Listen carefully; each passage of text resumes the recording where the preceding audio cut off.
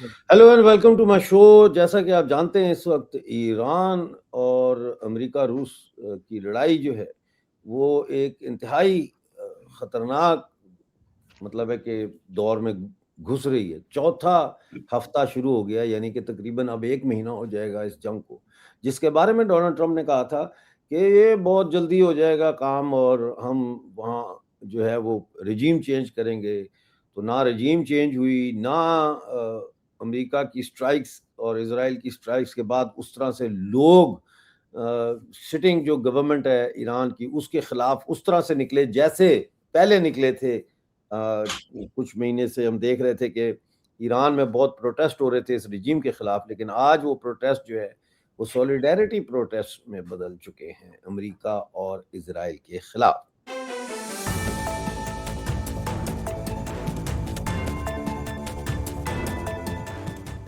America तैयारी कर रहा है कि ग्राउंड ट्रूप्स उतारे जाएं। इस हवाले से आज सुबह की खबर ये थी कि तकरीबन 5,000 अमेरिकन मरीन्स को तैयार कर लिया गया है, जिनको पैराशूट के ज़रिए किसी इलाके में उतारा जाएगा ईरान के। दूसरी तरफ हम ये देख रहे हैं कि ईरान ने कल एक ऐसा मिसाइल फायर किया है जो डिएगो गार्सिया का जो अड्डा है, मिलिट्री अड्डा, जो 4,000 किलोमीटर से भी ज़्यादा दूर है ईरान से, वहाँ मार किया उसने। अभी तक ये ख़्याल किया जा रहा था कि ईरान के पास सिर्फ़ 2,800 या 2,600 किलोमीटर तक मार करने वाले जो है वो बैलिस्टिक मिसाइल्स हैं। लेकिन सब अब चौंक गए हैं, क्योंकि यहाँ पे ब्रिटिश जो है वो बेस और अमेरिकन बेस दोनों यहाँ पे हैं। और कीर स्टारमर ने जब से ये ऐलान किया, परसों उन्होंने ऐलान किया था कि हम अमेरिका को फैसिलिटेट करेंगे अपने बेसिस पे, उसके बाद ये हमला हुआ है डिएगो गार्सिया पे। इसके अलावा ईरान ने ये भी कहा है कि लंदन को भी अब फ़िक्र करनी चाहिए, क्योंकि जो भी हमारे खिलाफ जंग में हिस्सा लेगा या सहूलतकारी करेगा, तो उन ममालिक का भी जो है हम उनको एज़ एनिमी कंट्री करेंगे, और हो सकता है लंदन में भी जो है वो बैलिस्टिक मिसाइल्स गिरें। अगर ऐसा होता है तो सेकंड वर्ल्ड वॉर के बाद ये पहला मौका होगा कि लंदन के ऊपर एक दफ़ा फिर मिसाइल्स की से बमबारी की जाएगी। इन सब बातों को समझने के लिए, जानने के लिए मेरे साथ पैनल में हैं अर्बन वॉरफेयर के एक्सपर्ट मेजर समरतूर साहब और जियोपॉलिटिकल एनालिस्ट और मेजर जनरल सुधाकर जी। दोनों को जोड़ लेते हैं और फिर प्रोग्राम का आगाज करते हैं। आप दोनों का बहुत स्वागत है। Thank you for joining sir, बहुत शुक्रिया। नमस्कार जी, नमस्कार। जनरल साहब, पहले मैं आपकी तरफ आना चाहूंगा, क्या होने जा रहा है? क्या पाकिस्तान के जरिए भी ईरान में अमेरिकन ट्रूप्स दाखिल किए जा सकते हैं? देखिए, डॉक्टर मिर्जा साहब, सबसे पहले तो मैं तहे दिल से आपको धन्यवाद देता हूँ। आपने आपके चैनल में फिर से मेरे को इनवाइट किया, और मेरे डिस्टिंग्विश्ड को पैनलिस्ट मेजर समरतूर साहब को बधाई देता हूँ। जहाँ तक ये सवाल है, मेरा पर्सनल असेसमेंट, पर्सनल टेक जो है कि अभी सिचुएशन इतना नाजुक हो गया है। अगर अभी डोनाल्ड ट्रंप का स्थिति, ये उसको कहते हैं कि रिस्ट्रेंट और एस्केलेशन के बीच में फंसे पड़े हैं। अगर रिस्ट्रेंट करते हैं वहां पे भी डूब के मरेंगे, अगर एस्केलेट करते हैं वहां पे भी डूबेंगे। तो ऐसा हालत में वो क्या करेंगे? तो उनका जो एक बेखूबी, एक पर्सनालिटी, ट्रांजैक्शनल पर्सनालिटी वो दिखाते आए हैं, खास तौर पे उनका टेन्योर 2.0 के बाद कभी कुछ, सुबह कुछ, दोपहर को कुछ, शाम को कुछ। तो ऐसा ही कुछ बातों बातों में कह डालेंगे कि मैं जितना मैंने ऑब्जेक्टिव चुना था उससे ज्यादा अचीव कर लिया हो, इसलिए मैं ज्यादा नहीं रह सकता हूं। क्योंकि इसके आगे वो बढ़ाते हैं तो ना केवल सिर्फ अमेरिका की इंटरेस्ट के खिलाफ होएगा, बहुत नुकसान पहुंचेगा, बल्कि उनका जो पर्सनालिटी, एक करियर है, एक प्रेसिडेंट ऑफ सुपर पावर है, सेकेंड टेन्योर में आए हैं, और उन्होंने इलेक्शन कैंपेनिंग के टाइम में जो कॉन्स्टिट्यूएंसी को वादा किया था उसके बरखिलाफ कार्रवाई करते जा रहे हैं। ये तो he is digging his own obituary. वो बोलते हैं ना, एपिथेट ऑबिचुअरी लिख रहे हैं, वो ऐसा ही अपना ही वो क्रिमेशन ग्राउंड में अपना खड्डे वो खोदते जा रहे हैं, मेरे विचार के मुताबिक। क्योंकि और उसका अब कारण तो वो कह नेटो भी उनके हट गया, वो कह रहे हैं नेटो इज कावर्ड और वी विल है। रिमेंबर, इसका ये धमकियां दे रहे हैं यूरोपियन ये कंट्रीज धमकी को और कि नाटो तो निकल चुका है। अभी देखिए ये जो collapse of global epics organization आज के दिन में जो उपस्थित है, ये पूरा ट्रांस अटलांटिक रिलेशनशिप के आधार पर हुआ था। आपको तो पता है लीग ऑफ नेशन कोलैप्स हो गया, फिर यूएन बना 1945। ये जो ट्रांस अटलांटिक रिलेशनशिप मेरे विचार के मुताबिक अभी नहीं, बल्कि ये 2012 से धीरे धीरे ओबामा साहब के टाइम से ना वो फ्रैक्चर्स दिखने लगे हैं। ओबामा फिर भी वो मैनेज कर लिया उन्होंने, बाइडेन भी अनजान में कुछ ना करके उन्होंने बहुत कुछ कर डाला, वो संभव ना मलम लगा के मलम पट्टी करके वो खत्म कर दिया उन्होंने। लेकिन ये जो डोनाल्ड ट्रंप 2.0 से आए हैं, तब से उन्होंने बड़ा खतरनाक दरार, ऐसा अर्थक्वेक कर दिया है, क्रैक्स आ गए हैं, उसको जोड़ना पूरा असंभव लग रहा है मेरे को। क्या ये नाटो अलायंस का जो ग्रुपिंग है ये बिल्कुल टूट चुका है, क्योंकि उसका जो जो गोंद होता है, जो सीमेंट होता है, वो है ट्रस्ट। वो ट्रस्ट वाला फैक्टर रहा नहीं, वो तो यूक्रेन की लड़ाई में ही खत्म हो गया था ना ट्रस्ट, खत्म जब हो गया था। जब और सबसे जेलेंस्की के साथ। आखिरी आखिरी ये था, ये ग्रीनलैंड वाला कहानी, उन्होंने क्या क्या कुल्हाड़ी ला के अपने पाँव में वो हाँ खुद, बिल्कुल। तो इसलिए पूरा अलग थलग हो गया है। अब मान के चलिए अभी वो नाटो कभी वापस, पता नहीं, मुझे नहीं लग रहा ये वापस आ पाएंगे। अगर आते भी हैं इफ्स एंड बट्स के साथ, there will be lots of full stop, comma, semicolon, hyphen लगा के सब ठीक है, आएंगे, ठीक है, लेकिन मेरे को नहीं लग रहा है। ठीक है। आपका जो केंद्र बिंदु है सवाल में, एक लाइन में कहना चाहता हूं कि इसका मेरे विचार के मुताबिक अगले 48 घंटे के अंदर अगर कोई अगर फैसला नहीं करते हैं, फैसला मीन्स जो अचीव करना चाह रहा था वो उससे ज्यादा कर चुका हूं, मैं वापस जा रहा हूं, और वो जाएंगे क्यूबा की तरफ। हो सकता है क्यूबा, हो सकता है ग्रीनलैंड, कहीं वो उनका मूड खराब हो जाए, तो ये नीचे वापस जाने का काफी संभावना है, क्योंकि आज उनके पास एमुनिशन नहीं रहा। एमुनिशन के जो आप कहते हैं इंटरसेप्टर खत्म हो चुके हैं, ना के बराबर है। पेट्रियट मिसाइल ना के बराबर है। और टॉमहॉक मिसाइल, एक साल में 84 टॉमहॉक मिसाइल बनाता है अमेरिका, और पिछले 22 दिन में मैं कहीं पढ़ा हूं ओपन सोर्स में 484 टॉमहॉक मिसाइल फायर हो पाँच चुके हैं। 5 साल के, वो कह रहे हैं 5 साल के tomahawk missile already fire कर खत्म हो चुके हैं। गया। अगर चाइना अभी जो संकेत दे रहा है वो ताइवान को रीयूनिफाई करने का संकेत है कि 2027 1 अगस्त से पहले उसका विंडो ऑफ अपॉर्चुनिटी है, दिसंबर 2026 से लेके मार्च अप्रैल 2027, इसी विंडो में जो करेगा करना है, नहीं क्योंकि तो उसका चाइना चाइना भी तो 2049 में अपनी सेनेटरी मनाएगा ना, इसकी एनिवर्सरी मनाएगा फर्स्ट इंडिपेंडेंस की, अगस्त तो उससे पहले 2027, वो चाहते हैं कि उसको शामिल कर लें। 2027 का उसका कारण है कि 2027 1 अगस्त तक उसका पीपल्स लिबरेशन आर्मी का 100 साल होने जा रहा है। 100 साल होने जा रहे हैं, बस ठीक वही है ना, बात। ये एक उन्होंने लैंडमार्क माइलस्टोन चुन रखा है, तो ठीक। उससे पहले करते हैं सब अपना अपना, हो पाएगा नहीं हो पाएगा गॉड ओनली नोज, बट चलो, उन्होंने एक ऑब्जेक्टिव चुना है और उसका तैयारी कर रहे हैं। अगर वो तैयारी में आगे बढ़ते हैं, क्या अमेरिका के पास इंडो पैसिफिक कमांड जो हवाई में है, गोवा में उसका फॉरवर्ड बेस है, क्या उनके पास उतने ये 3 चीजों हैं? ना उनके पास आयरन डोम का कोई भी सामग्री है, ना टॉमहॉक मिसाइल है, ना petrol missile, sufficient reserve, the नहीं, स्ट्रेटेजिक रिजर्व। आयरन डोम तो फ्लॉप होगी ना, कहानी खत्म होगी। आयरन डोम का जो एक बस मिथ थी, वो मिथ तो ईरान ने ब्रेक कर दी। मेजर साहब, मैं आपकी तरफ आना चाहता हूँ। क्या पाकिस्तान के रास्ते अमेरिकन फौजें ईरान में दाखिल हो सकती हैं? पहला सवाल तो यही है। मैं पूछूंगा कि क्यों नहीं हो सकती है, पहले ओ ये क्या बात है, सही शेर बब्बर है भाई हमारा। कि मेजर क्यों साहब नहीं हमारा होंगी, शेर बब्बर कहता है क्यों नहीं हो क्योंकि सकती। क्योंकि क्योंकि देखिए और कोई जगह बची नहीं है। दूसरा, जो कुछ वीडियोस बाहर आई हैं जिसके अंदर की Pakistan armour flat bed trucks पे लेके जा रहे थे इसे ईरान और पाकिस्तान बॉर्डर पे। ऊपर से देखिए इनके पास एक एंटी शिया तंजीमें हैं, ऊपर से जो अफगानिस्तान के खिलाफ जो लड़ाई चल रही है। तो देखिए पाकिस्तान ने एक ही समय पे अलग अलग उसकी फ्रंट खुले हुए हैं। एक तो उसका इंटरनल फ्रंट, और आसिम मुनीर ने तो कुल्हाड़ी पे ही पैर रख दी, वो मुस्लिम शिया उलेमा को बुला के उन्हें मतलब लेक्चर ही दे दिया, ना कि उनकी बात वापस सुनी, और वो इन अ वे नेगेटिव तरीके से ले लिया गया। और वो पोर्ट्रे भी कर दिया है और बता भी दिया है पूरी दुनिया को। तो देखिए गिलगिट बाल्टिस्तान में अभी पीओजीबी में जिस तरीके से प्रोटेस्ट चल रहे हैं, 2 इन्होंने पाकिस्तान के सिपाही जिंदा जला दिए और बाकी जो पब्लिक इंफ्रास्ट्रक्चर है उस पे आग लगा रहे हैं, आर्सन हो रहा है, पुलिस थाने जला रहे हैं। तो देखिए मैं आपको पहले भी यही बोल रहा था कि हमें तब भरोसा होगा जब पीओजीबी के लोग वहां की सरकार और गवर्नमेंट के खिलाफ कोई हरकत करें। सर वो सुन प्रोटेस्ट ली तो ना कोई उन्होंने, भी कर सकता है। उन्होंने हाँ जी। सुन ली ना, ये सुन लें आप। 2 Pakistan army soldiers burnt alive bye Shias of Gilgit yesterday, ठीक है।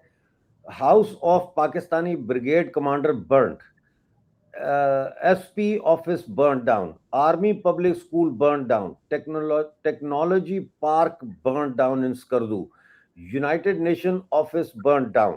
All Pakistan army installations are under attack by civilians, sir. तो ये तो और फिर ईद के ऊपर जो शिया उलमा ने जो तकरीरें की हैं, नमाज से पहले एक स्पीच होती है ना, रिलीजियस स्पीच होती है, उसमें उन्होंने बड़ा कंडेम किया है आसिम मुनीर को। और लोग बिखरे हुए हैं, बहुत सख्त बिखरे हुए हैं, क्योंकि और लोग वो कहते हैं कि शिया क्लर्क्स जो गए थे आसिम मुनीर की इफ्तार पार्टी में, उनको बोलने का मौका ही नहीं दिया। उन्होंने जवाब देने की कोशिश की, उन्होंने कहा बस ठीक है आप खाएं पिए और निकले यहाँ से, और खुद वो चला गया। तो अब शिया उलमा के ऊपर भी एक सवाल उठा दिया है शिया सिविलियन पॉपुलेशन ने कि तुम ये थप्पड़ खा के वहां से निकले कैसे। भाई उनको थप्पड़ ही मारा है ना। तो आप जारी रखें अपनी बात। आपने बल्कि पेशन गोई भी की थी, ये आपने इसके बारे में प्रेडिक्शन की थी कि ये होगा जी। तो अब जब ये पहल शुरू हो गई है तो इसमें अब मोमेंटम अब ये बढ़ेगा, क्योंकि देखिए एक और चीज हमें मन में रखनी है कि कम से कम 2 से 3 लाख शिया पाकिस्तान मिलिट्री में भी दाखिल हैं, वो सर्विंग कर रहे हैं। तो म्यूटिनी के भी पूरी चांस हैं। और मुझे लगता है कि इसका सबसे इजी और शॉर्टकट तरीका इस प्रॉब्लम की हल का होगा जब कोई शिया आसिम मुनीर को रास्ते से हटा दे। आप असैसिनेशन की बात कर रहे हैं कि शिया बिल्कुल जी, बिल्कुल, से यस, आर्मी चीफ, जैसे जनरल यस। जियाउल हक को जब जहाज गिरा था तो वो पायलट शिया थे उसमें, तो उन्होंने आप सुसाइड। खुद ही देख लें हाँ कि हिस्ट्री जो पहले की है उसकी बुनियाद अब वो खुद ही रख रहे हैं, खुद ही उन्होंने ग्राउंड से बना लिया कि उनको खतरा हो। और एक और बड़ी फनी चीज है कि Asim Munir wife is a Shia. तो ये सुनी है। इनकी और शिया भी अच्छी झंग की फैमिली है, बड़ी जिसे कहते हैं ना वेल कनेक्टेड झंग की फैमिली है, जिसमें इसने शादी की थी। और ये कहा जाता है कि इसने जान के शादी की थी शिया कम्युनिटी में, क्योंकि ये सुन्नी है, ताकि बेस्ट ऑफ बोथ वर्ल्ड्स ये एंजॉय कर सके। क्योंकि शिया कम्युनिटी के अफसर जो हैं, आदिल राजा साहब ने अपने प्रोग्राम में ये बताया है कि 3 लाख शिया ऑफिसर सोल्जर्स जो है पाकिस्तान आर्मी में मौजूद हैं। तो वो उसकी कॉन्स्टिट्यूएंसी थी एक तरह से आसिम मुनीर की, जिसकी बेसिस पे वो शिया सपोर्ट भी ले रहा था, सुन्नी सपोर्ट भी ले रहा था और आगे बढ़ रहा था। जी जारी रखें प्लीज। तो देखिए वल्नरेबिलिटी बहुत ज्यादा है। तो इंटरनल थ्रेट असेसमेंट देखें तो आपके पास हजारों की तादाद में अफगान रेफ्यूजी भी हैं जो कि स्लीपर सेल के तौर पे हैं, और आप अफगानिस्तान के साथ जंग पे भी गए हुए हो। उसके बाद आपने ये जो शिया का जो अभी शुरू किया है, अब शिया भी आवाज उठा रहे हैं। तो देखिए इंटरनली तो ये दो तो वैसे ही शुरू हो गए, ऊपर से जो सिंधु देश की जो आर्मी है, जो ये ग्रुप है, वो एक्टिवेट हो गया है और वो एंटी गवर्नमेंट चीजों में काफी ज्यादा एक्टिव और इन्वॉल्व हो चुका है। मैं ज्यादा डिटेल में नहीं जाना चाहूंगा, बट वो बलोच के साथ मिलके काम कर रहे हैं। ब्रास जो उनकी एक कौमी फौज है बलूचिस्तान की आजादी की, उसका वो हिस्सा है। तो आप देखिए BRA, BLF, BRG है ना, तो फिर TTP आ गया।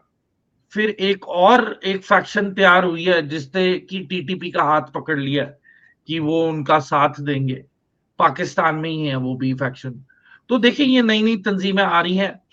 तो अब मैं आऊंगा आपके पास वापस ये TTP वाले मसले को लेके बलूचिस्तान के हवाले से, लेकिन जनरल साहब, मैं आपसे ये समझने की कोशिश करना चाहता हूँ कि इस वक्त जो अमेरिकन्स हैं, 20,000 उन्होंने कहा है कि फौजियों को उन्होंने कह दिया है कि you are going to be deployed in the Middle East, which for us is West Asia, for an indefinite time, यानी टाइम पीरियड उनको नहीं दिया। और 5,000 का तो आज ये कह रहे हैं कि वो ड्रॉप करने का सोच रहे हैं।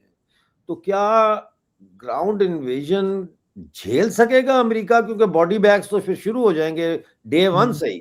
नहीं, मैं शुरू से ही मेंटेन करते आ रहा हूँ, इन्होंने अनजान में या जानबूझ के जैसे बोलते हैं ना, आग को अट्रैक्ट किया है कि आ जाओ, fire, playing with the fire नहीं, they have attracted fire into them.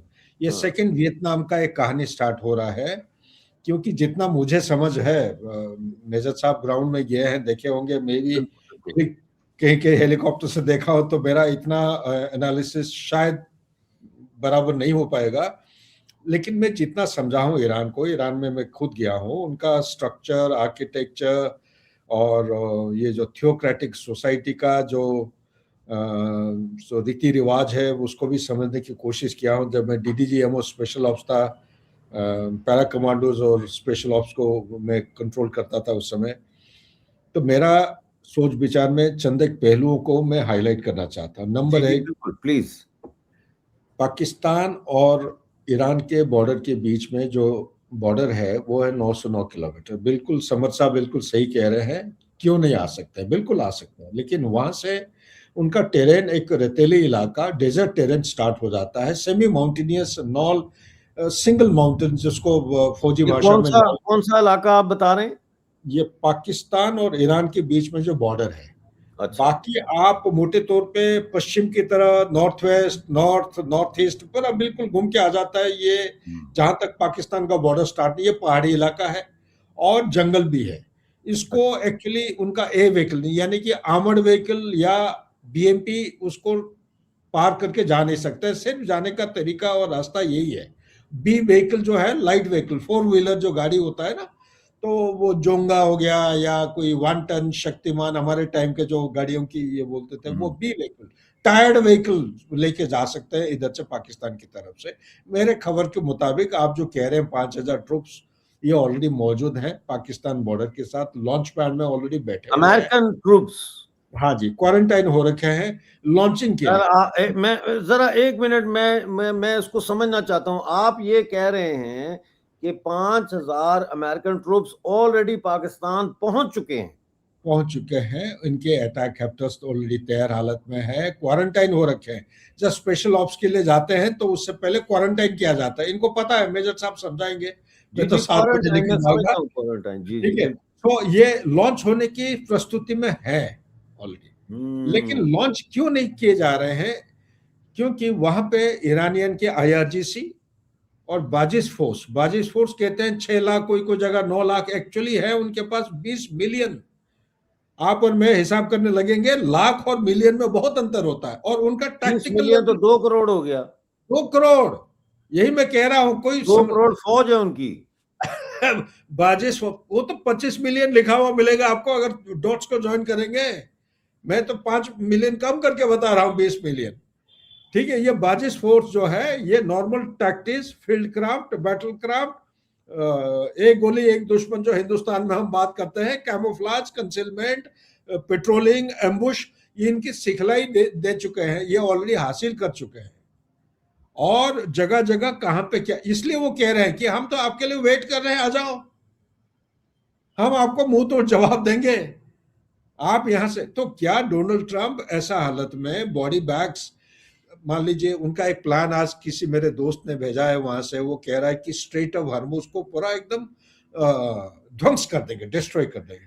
कैसे करेंगे? 600 मीटर गहराई में जो जा रखे हैं आप, या मेजर साहब अगर गए, आप गए होंगे शायद, उधर एक आइलैंड है जो कि 2 किलोमीटर कोस्टल एरिया से 2 किलोमीटर की दूरी पे है, कमेश आइलैंड बोलते हैं, ठीक है कि नहीं। कमेश आइलैंड 135 किलोमीटर लंबा है, चौड़ाई भी करीब करीब 130-128, नैरोस्ट पॉइंट पे 80 किलोमीटर, पाइपलाइन कनेक्टिविटी है, एक टूरिज्म हब। ईरान का सबसे ज्यादा टूरिस्ट यहीं पे, तेहरान के बाद यहां आते थे। टूरिस्ट हब है उसका। अगर आप मतलब सुनोगे तो आप भी खूब ताजुब हो जाए। इसका 600-800 मीटर नीचे इनके टनल कोई 2-4 फुट वाला टनल नहीं है, गाड़ियां आराम से मूव कर सकते हैं मेनलैंड से आइलैंड, आइलैंड टू मेनलैंड। पानी की सप्लाई यहाँ पे डिसैलिनेशन प्लांट भी एक है, एक नहीं 5-6 बना दिए होंगे शायद पानी पीने के लिए। और सुन्नी मुस्लिम का ज्यादा इधर पॉपुलेशन है। वो कहते हैं 1,48,000 सुन्नी मुस्लिम यहाँ पे हैं, 1,48,000। मतलब ये कॉन्ट्रडिक्शन देखिए, शिया डोमिनेटेड सोसाइटी, सुन्नी डोमिनेटेड यहाँ पे है। टूरिज्म हब है ये, एक फोर्ट्रेस बना रखे, एक सिटी बना रखे, वहां पे लॉजिस्टिक नोड्स है, वहां पे मिसाइल का लॉन्च पैड्स है जमीन के नीचे, उनका एंटी शिपिंग मिसाइल्स है, उनका जो अटैकिंग मोड होता है शिप के ऊपर जब हमला करेंगे। और जो माइन डिस्पोजेबल माइंस पानी के ऊपर, पानी के नीचे और बेड के ऊपर, एक माइन का कीमत होता है $500, लेकिन काबिलियत है एक डिस्ट्रॉयर, अगर अमेरिकन या कोई भी देश का डिस्ट्रॉयर आता है, आप 4 बिलियन से 14-15 बिलियन का कॉस्ट होता है एक डिस्ट्रॉयर का। $500 का एक mine has got the capability to destroy one destroyer in no time. उसका कॉन्टैक्ट फ्यूज है, उसका इन्फ्लुएंस फ्यूज होता है, अलग अलग तरीके हैं, छेद कर देगा, पानी अंदर जाके घुस जाएगा। इट कैन इनकैपेसिटेट और डिस्ट्रॉयर ऑफ द साइज। एक एयरक्राफ्ट कैरियर वो पीछे क्यों चले गए? पहले 600 किलोमीटर था, अभी 1300 किलोमीटर पीछे हो गए। क्यों? They want to get out of the range, hypersonic missile का रेंज। अभी उन्होंने मिसाइल फायर किया है खुर्रमशहर 4, करेक्ट। खाइबर, उसका दूसरा नाम है खाइबर बोलते हैं उसको। और एक है उनका, एक मिसाइल का नाम है, उसको क्या मैं भूल गया यार, 18,000 सम किलोमीटर स्पीड पे जाता है वो, फतह सीरीज, फतह 2 का वही, उसका भी नाम फतह सीरीज का है। ये एक मिसाइल है, it moves at a speed of 18,700 kilometre per hour. कोई रडार, कोई सर्वेलेंस सिस्टम, कोई सैटेलाइट पिकअप करता भी है, डिटेक्ट करता है, तो उसको आप ट्रैक करके इंटरसेप्ट करने लायक कोई इंटरसेप्टर नहीं है। मतलब क्या है? Interceptor has to be faster than the speed of this particular projectile, कोई नहीं। तो इसी तरह उनका अलग अलग किस्म की हाइपोसोनिक मिसाइल है। ये 4,000 किलोमीटर क्या है? 2 चीजों को वो संकेत दिखाता है। नंबर 1, पिछले अयतुल्ला साहब का जो रेड लाइन था, वो रेड लाइन को उन्होंने खंडन किया है कि वो रेड लाइन अभी लागू नहीं है। पिछले अयतुल्ला साहब ने यह बताया था कि 2400 या 2500 किलोमीटर वाला मिसाइल के अलावा आप बाकी हायर रेंज के इस्तेमाल नहीं करेंगे किसी भी हालत में।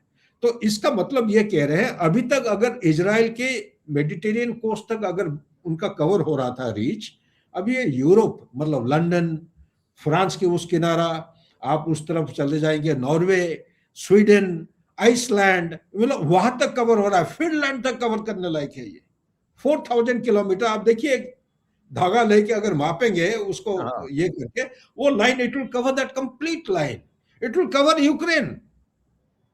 अभी आज उन्होंने धमकी दिया ना कि हम यूक्रेन को सबक सिखाएंगे। क्यों? यूक्रेन के टेक्नीशियन आके यूएई में वो सिखलाई दे रहे हैं ड्रोन्स कैसे ऑपरेट करते हैं, ठीक है नहीं? सो यूक्रेन और सऊदी अरेबिया सबको वार्निंग दिया है कि भाई तुम इधर अगर करोगे तो आपको हम वहां पे ठोकेंगे। ये भी हो रखा है। तो इसका मतलब ये है कि इनके पास आईसीबीएम पीपल विल थिंक कि हम उसको एग्जैजरेट कर रहे हैं। There is a ICBM which is under development for past 5 to 7 years in Iran. इसकी रेंज है करीब 12 से 14,000। आपको कागज के ऊपर मिलेगा 8 से 10,000, एक्चुअली 12 से 14,000। What does it mean? It means it will cover right up to the Central America, जो है ना, वो डेनवर, अटलांटा, नीचे हो जाएगा वो कहा, वो डालस की लाइन खींचते हुए टेक्सास होके कट अक्रॉस टू मैक्सिको, बिल्कुल ठीक है ना? Half of USA will be covered. ये उसका रेंज है। तो इसका मीनिंग ये है कि इनके पास जितने हाथ हथियार है, देखिए वो उसका क्या, खाइफा जो रिफाइनरी है, it has knocked off Haifa, मतलब 1 segment of Haifa refinery is gone. इसका मीनिंग क्या है? उसका मीनिंग ये है कि in foreseeable future Israel is going to get into a phase of darkness. उन्होंने मारा उधर, कहां पे? साउथ पार्स में। तो साउथ पार्स जब मारा, उसके जवाब में उन्होंने उसका क्या, नॉर्थ डोम बोलते हैं, जो कतार की तरफ है, उधर हिट किया। फिर उन्होंने और कहीं फायर किया 2-3 जगह, उसके जवाब में सऊदी अरेबिया, कतार, कुवैत, इनके जो एनर्जी सेंटर है फायर किया, प्लस ये भी उन्होंने फायर किया है। उसके बाद उन्होंने नतांज पे फायर किए, नतांज के फायर के जवाब में उन्होंने बोला ठीक है हम आपको जवाब देते हैं। Then they have fired at Dimona, Dimona का आराध या कोई जगह है जहां स्पेसिफिक पिन पॉइंटेड, एक तो इंटेलिजेंस रशिया और चाइना दे रहे हैं, दूसरी बात अभी हाई एक्यूरेट वेपन सिस्टम्स उनके पास है, इनका आयरन डोम रोक नहीं पा रहा है। ऐसा हालत में do not under estimate the stock level with Iran. Missile आप 2000-3000 ओपन सोर्स में जो देख रहे हैं, इट इज नॉट करेक्ट। मैं कह रहा हूं 84-85 से मंथली ऑब्जेक्टिव होता था 30 मिसाइल इन अ डे, एक साल में 3600। अगर बीच में एट्रिशन को माइनस करते हैं, जैसे इराक ईरान वार हुआ 8 साल का 82-88, उसके बाद गल्फ वॉर 1, गल्फ वॉर 2, जो भी आप कह रहे हैं, फिर ग्लोबल वॉर ऑन टेरर जो हुआ है, अफगानिस्तान के अंदर आए थे, और प्लस पिछले साल का 12 दिन की लड़ाई में अगर आप माइनस कर भी देते हैं, फिर भी ये टोटल आ रहा है 10,50,000। 10,50,000। मेरे कुछ मित्र हैं एनडीसी वाले, कहते नहीं नहीं वो रिटायर हो जाते हैं, इतने पुराने मिसाइल थोड़ी ना फायर के, रिटायरमेंट जरूर होते हैं। उनका कॉन्सेप्ट ऑफ ऑपरेशन देखिए, उसको कहते हैं सैचुरेशन अटैक। मोहम्मद अली का रोप द डोप जो कहते हैं ना, कि अपने ओपोनेंट को इतना अपॉर्चुनिटी दो, उसको थका दो, अच्छी तरह थकाओ, और ऐसा एक नौबत आएगा जब एक नॉकआउट पंच से उसको नॉकआउट करोगे। इसका मतलब नॉकआउट पंच अभी बाकी है, नॉकआउट पंच बाकी है। मेजर साहब, आपके कंक्लूडिंग रिमार्क्स मैं चाहूँगा इस हवाले से, आपने पूरी गुफ्तगू सुनी है, तो क्या देख रहे हैं आप ईरान और ये जो जंग चल रही है इजराइल की, क्या इसमें इजराइल की पोजीशन बहुत कमजोर नहीं हो गई? सर देखिए, जितना जितना ईरान जीसीसी कंट्रीज को टारगेट करेगा, वो it will be a sudden death for Iran. मतलब मैं तो हैरान हूं कि पूरी दुनिया ईरान को सर पे उठा के बैठी है। मैं सीरिया में इनके ज़ैनबियुन ब्रिगेड, फतेमियुन डिवीजन इन्होंने पाल के रखी है, हमास और इस्लामिक जिहाद इन्होंने पाल के रखा है, हिजबुल्ला इन्होंने पाल के रखा है, हूती इन्होंने पाल के रखे हैं। ठीक है सर। उसके बाद बहरीन में अल अस्तर ब्रिगेड है और सरैया अल मुख्तार, ये 2 ग्रुप्स हैं। और सबसे largest Shia militia is in Iraq. Iraq में 5 शिया तंजीम्स आर देयर, जो सिर्फ ईरान के इशारे पे वहां पे पूरा तहस महस इराक में मचा सकती है। Basically Iraq is a proxy, उसमें 90% शिया फाइटर ही डोमिनेट कर रहे हैं, जिसके अंदर की बदर ऑर्गेनाइजेशन है, किताब हिजबुल्ला है, किताब सैयद अल शुहादा, असैब अहल अल हक, हरकत हिजबुल्ला नुजाबा, ये ऑर्गेनाइजेशंस हैं जो बहुत ज्यादा एक्टिव है, और ये आयतुल्ला khomeini के सपोर्ट में ही बनी थी। तो ये जो लीडरशिप है ईरान की, ये 13 कट्टर आईसिस से भी खतरनाक शिया लेड ये इन्होंने आतंकवादी तंजीमें पिछले 50 साल से चला रहे, और रोजाना इजरायली मारे जा रहे थे या फिर वेस्टर्न कंट्रीज का नुकसान हुआ जा रहा था। तो आज अगर 2 मुल्कों ने इन पे हमला कर दिया तो अमेरिका बुरा बन गया और ईरान अच्छा हो गया, ऐसे नहीं होता है। This is a beneficial war for the safety and security for India in for the coming 100 to 100 years। बिल्कुल सही आपने यहाँ पे फरमाया है। India Israel middle east corridor establish होगा, ये टेरर एलिमेंट खत्म होगा, और फिर प्रोग्रेस शुरू होगा। उससे पहले देखिए डिस्ट्रक्शन तो होगी, और मैं बता रहा हूं हमने तो नाम से दिया उसको डिजास्टर कैपिटलिज्म सभी का। गल्फ की कंट्रीज इकट्ठा हमला करने वाली हैं।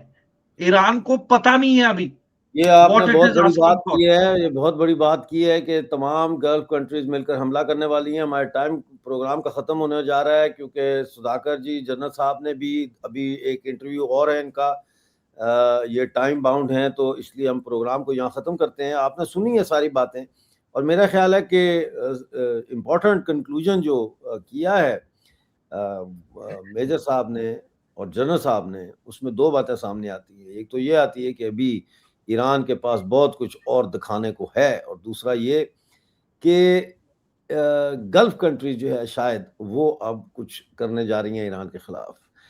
देखते रहिए हमारा शो, मिलते हैं अगली प्रोग्राम में नई अपडेट के साथ। उस वक्त तक के लिए मुझे इजाज़त दीजिए।